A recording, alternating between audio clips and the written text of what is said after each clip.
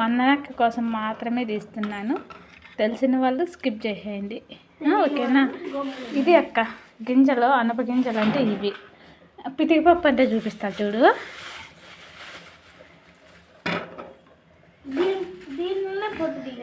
అంతే,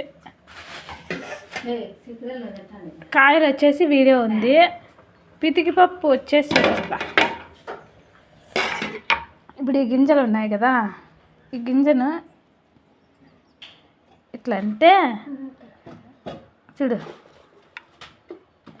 ఇది పితికిపప్పు, దీన్ని పితికిపప్పు అంటాము. ఇవి ఇట్లా కూరలో కాదు తీసేది, ఫస్ట్ నీళ్ళలో వాటర్లో బాగా నానబెట్టి చేస్తారు ఈ కూర. ఇది పితికిపప్పు చారు అంటే. మళ్ళీ సేమ్ ప్రాసెస్ ఎట్లా ఉంటుంది, మసాలా వేసేది. అనపగింజల కూర ఎట్లా చేసినాము అట్లే ఉంటుంది.